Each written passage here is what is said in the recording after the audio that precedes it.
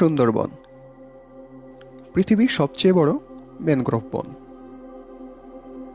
গঙ্গা, মেঘনা এবং ব্রহ্মপুত্রের অববাহিকায় বঙ্গোপসাগরের কোল ঘেঁষে এই বনটি দাঁড়িয়ে আছে। এর চারপাশে রয়েছে হাড়িয়াভাঙা, রায়মঙ্গল, কালিন্দী, বলেশ্বর, শিবসা, পশুর, শিলাগাদ, মাইরাতা এবং আরপাঙের মতো নদীগুলো। হিমালয় থেকে প্রবাহিত পলি এ সকল নদ নদীর মাধ্যমে এসে সুন্দরবনকে আজকের রূপ দিয়েছে। প্রায় 1,40,000 হেক্টরের এই বনভূমির শতকরা 60% বাংলাদেশে পড়েছে।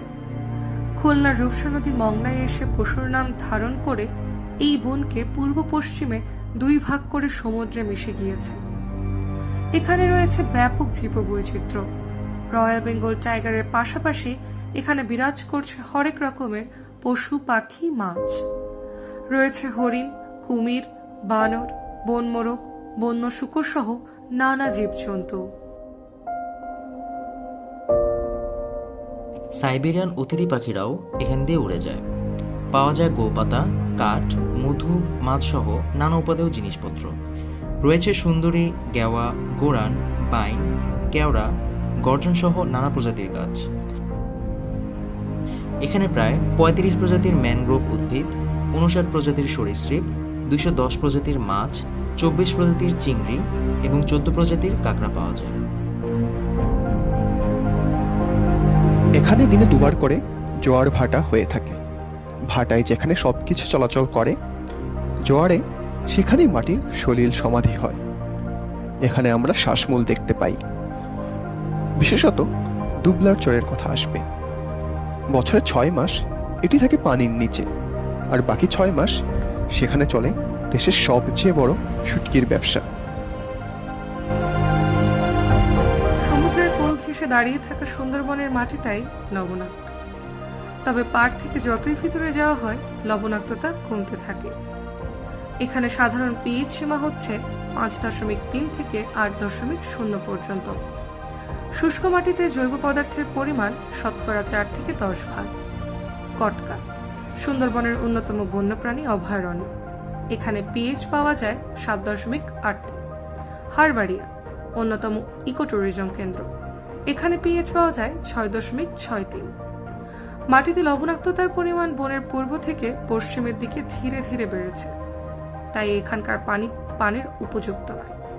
সেখানে বসবাসরত মানুষ এবং অন্যান্য প্রাণীদের কথা ভেবে সরকারি উদ্যোগে মিঠা পানির পুকুর খনন করা হচ্ছে। বর্ষাকালে এখানকার পানির উচ্চতা 2 থেকে 5 ফুট পর্যন্ত বেড়ে যায়, যেমন তিনকোনা আইল্যান্ড।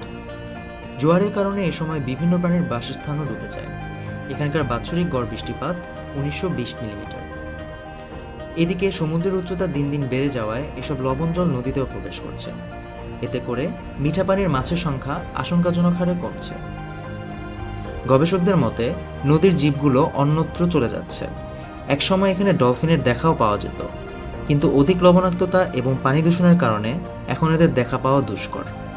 আবার পল্লীর আধিক্যে নদীর গভীরতা কমে যাওয়াতে কিছু নতুন চরও সৃষ্টি হয়েছে। বঙ্গবন্ধু চর হচ্ছে এসবের অন্যতম। কুমির বাংলাদেশে মিঠা পানির অন্যতম প্রধান জীব। এদের প্রজননের জন্য 3টি নির্বাচিত জায়গা রয়েছে। তন্মধ্যে শুধুমাত্র করম জলেই প্রাকৃতিকভাবে এটি করা হয়ে থাকে। তবে লবণাক্ততা ক্রমাগত বাড়তে থাকার ফলে কুমিরের বংশবিস্তার ধরনেও ব্যাপক পরিবর্তন এসেছে। এরা সাধারণত ডিম পাড়ার ক্ষেত্রে উঁচু ভূমি পছন্দ করে, কিন্তু লবণাক্ততা বৃদ্ধি এসব উঁচু ভূমিকেও প্রভাবিত করছে। এতে করে ওদের ডিম নষ্ট হচ্ছে, পাশাপাশি ডিম পাড়ার উপযুক্ত জায়গা পাওয়া যথেষ্ট কষ্টকর। সে কারণে কলম জলের মতো অভয়ারণ্য তৈরি করা হয়। এছাড়া বিভিন্ন প্রাকৃতিক দুর্যোগ যেমন বন্যা, ঘূর্ণিঝড় এসবের পূর্বাভাসও এরা দিতে পারে। এদের অস্বাভাবিক আচরণ থেকে তা বুঝতে পারা যায়।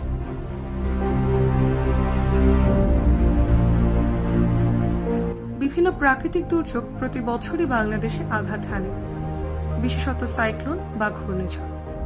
সাইক্লোনের গতিপথ পাথ অফ সাইক্লোন নামে পরিচিত। গবেষকদের মতে বঙ্গোপসাগরের এই পথ সুন্দরবনের উপর দিয়ে গিয়েছে। অতএব এই প্রতাপশালী বন প্রতি বছরই এসবের মোকাবেলা করছে। প্রাকৃতিক দুর্যোগের বিপরীতে এই বন শক অ্যাবজর্ভার হিসেবে কাজ করে। গবেষণায় এসেছে এর ঘন গাছপালা জলোচ্ছ্বাসের গতি শতকরা 31% কমিয়ে দেয়।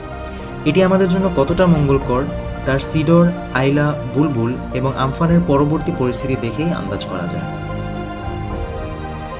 2007 সালের ভয়াবহ সিডরের ছাপ কটকা অঞ্চলে এখনও স্পষ্ট। সবচেয়ে বড় দুশ্চিন্তার বিষয় হচ্ছে এখন সেখানে নতুন কোনো গাছই জন্মাচ্ছে না। ঘূর্ণিঝড় এবং জলোচ্ছ্বাসের ফলে সমুদ্র তীরবর্তী অঞ্চলে এক ধরনের ফ্যাকাশে সাদা আবরণ পড়ে, যাকে স্যালাইনিটি কাস্ট বলা হয়। কটকা অঞ্চলে এটি ভালোভাবে পরিলক্ষিত হয়। এটি উইন্ড এরেশন বা বাতাসবাহিত মাটি ক্ষয়কে কমায়। একই সাথে অতিরিক্ত বাষ্পায়ন থেকেও মাটিকে রক্ষা করে।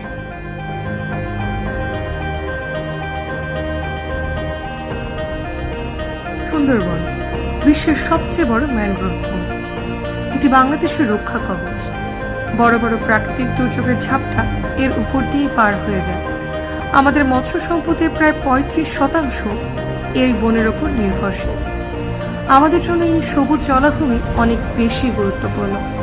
তবে বর্তমানে নানা কার্যক্রম এখানকার জীববৈচিত্র্য এবং পরিবেশকে ব্যাপকভাবে ক্ষতিগ্রস্ত করছে। একই সাথে লবণাক্ততা বৃদ্ধি পাওয়া, নদীতে পলির পরিমাণ বাড়া, মিঠা পানির মাছের অন্যত্র চলে যাওয়া এসব যথেষ্ট উদ্বেগজনক কারণ হয়ে দাঁড়িয়েছে। তাই সর্বোপরি এই বনকে নিয়ে গবেষণা করা, আরও ব্যাপকভাবে জানা, সেই সব লব্ধ জ্ঞানকে ছড়িয়ে দিয়ে সবাইকে সচেতন করা এবং এর প্রতি দায়িত্ববান হওয়াটাই হবে আমাদের কৃতজ্ঞতা প্রকাশ।